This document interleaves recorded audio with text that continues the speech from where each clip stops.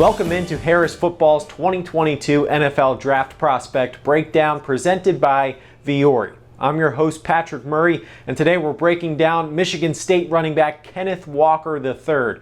He's a junior and early entrant into the NFL Draft. He spent his first 2 seasons at Wake Forest before transferring to Michigan State for the 2021 season, and that turned out to be a great idea because with the Spartans, Walker ranked second in the nation with 1,636 rushing yards and led the nation with 21 rushes of 20-plus yards. He was also named a unanimous All-American and the Walter Camp Player of the Year, and he won the Doak Walker Award for the best running back. The last running back to earn all 3 of those distinctions in the same season in the last 14 years, Derrick Henry.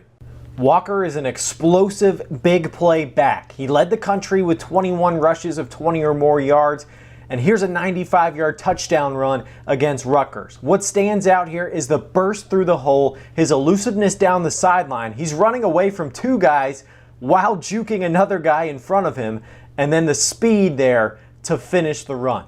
Walker has a good combination of speed and power. He can run through a tackle just as well as he can make a guy miss. Here he's running counter out of the Wildcat. Walker cuts it back, runs through a couple of arm tackles, and watch this. Lowers the shoulder, delivers the blow, and keeps on moving. That was the power. Here's the wiggle. Watch this defender go flying by after the juke. He just completely whiffs. Nice move by Walker. Part of breaking tackles is having good balance, and this is a great example. Walker leaping over a defender, his legs get hit, but he can still land and maintain his balance and finish the run by slipping off another tackle for a touchdown. One more power example. I want you to see this stiff arm. Bam! Shoving a safety to the ground. I like how Walker plays with low pad level to win those collisions with defenders. All right, it's iPad breakdown time. We're going to break down a play from the Michigan State-Michigan game. Walker had a huge performance in this rivalry game. 197 rushing yards and 5 touchdowns. We're going to look at his last touchdown from the 4th quarter. It gave Michigan State the lead with about 5 minutes left, and the Spartans hung on to beat their biggest rivals 37-33. Now on this play, Michigan State is running a variation of inside zone or tight zone. They want to get downhill, and the Spartans have 6 blockers to block Michigan's 7 defenders in the box. So to even up the numbers, they're going to make this a zone read and read the end man on the line of scrimmage, David Ojabo, on the back side of the play. So because they're reading him, the tight end doesn't have to block him. He's going to arc around to block this safety. Now Michigan has a 5-man front. It's a variation of the tight front that's become really popular in college football. They've got a nose tackle, they've got a 3 technique on the outside shoulder of the guard, and they've got a 4-eye technique lined up on the inside eye of the tackle. So that's going to make a difference in Michigan's blocking scheme. So first of all, on the front side of the play, they're going to have a couple of one-on-one blocks with the left tackle and the left guard, and the center's going to be on the nose tackle. And then because of this 4-eye technique on the backside, Michigan State's going to have their right guard block back on him, and they'll have the right tackle fold block inside and combo the nose tackle with the center before then climbing up to the linebacker. So let's see what happens. First, focus on Ojabo here in this read for quarterback Peyton Thorne. He's got to read him to see if he should hand it off or keep it. And Ojabo shuffles down inside, but he doesn't crash down hard enough to make Thorne have to keep it. He'd rather hand it off to Walker. You want the football in his hands. So Thorne reads it well, hands it off to Walker. Now let's watch what's happening inside. Watch the right tackle here as he fold blocks around. He's going to help the center on that nose tackle. Does a nice job there. Now let's keep an eye on Walker and see what he's doing. As he's getting the handoff, his aiming point is coming downhill through this front side A-gap, right off the play side hip of the center. And now he sees that there's a linebacker in that gap. So Walker reads it well, sees a linebacker in the gap, but I like what he does here. He presses the hole. He's going to continue to stay on his path like he's going through that front side A-gap. That draws in the linebacker, and then at the last second, Walker's going to cut it back into that backside A-gap because the tackle in the center did a nice job sealing off the nose tackle, and Walker cuts it back. The linebacker gets tied up in all that mess because Walker set him up. Walker bursts through the hole, does a nice job. Before we finish the play, I want to show you what's happening on the outside. This safety is a guy that could get in there and make that tackle on Walker after 4 or 5 yards. But because this tight end is arc blocking for him, the safety reacts to that, comes down outside in case he has to defend the quarterback run out there. That gives Walker a little bit extra space after he bursts through the hole. He's got one man to beat, hurdles a diving tackler, and makes it to the end zone. Nice play by Walker to help his team beat their biggest rivals. Hey guys, producer Dave here. I want to say thank you to Viore for sponsoring this video and all of our prospect breakdowns to get ready for this draft.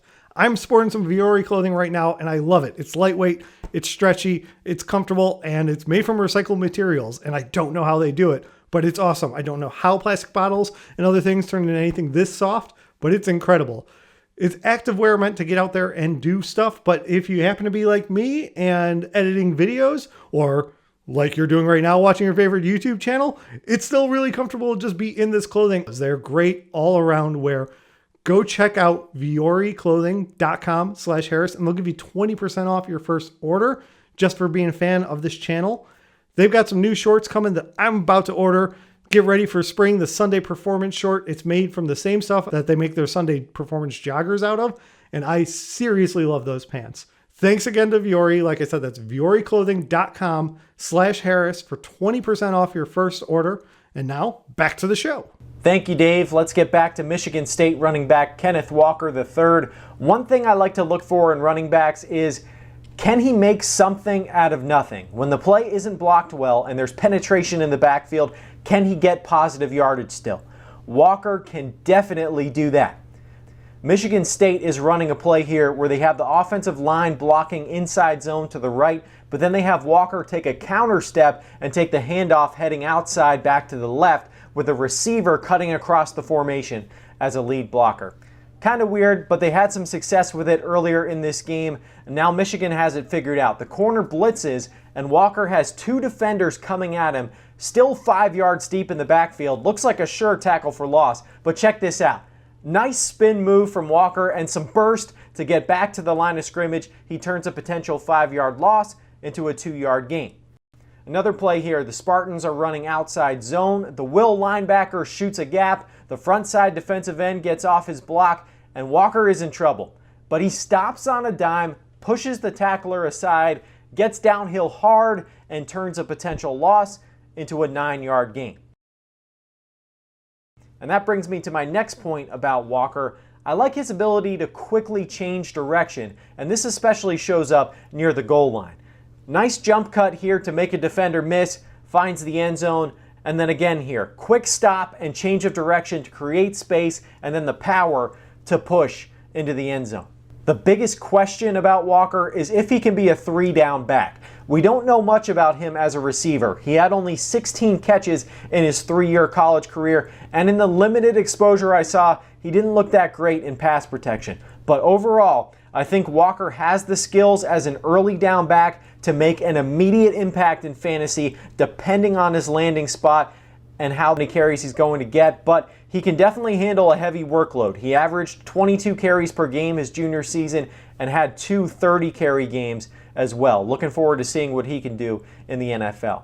We've got plenty more videos coming your way in the Harris Football 2022 NFL Draft Prospect Breakdown Series, so be sure to subscribe to the Harris Football YouTube channel. Make sure you get a chance to see them all. Drop us a comment down below. Let us know what you think about the series, and if you'd like, give us any suggestions for prospects you'd like to see us cover.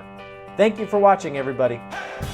Thanks so much for watching. Please, please, please smash that like button, write a comment, tell us who else you'd like to see us review film on, and of course, best of all, please subscribe to our channel and then click that little bell above the subscribe button and you'll be notified whenever we post a new video.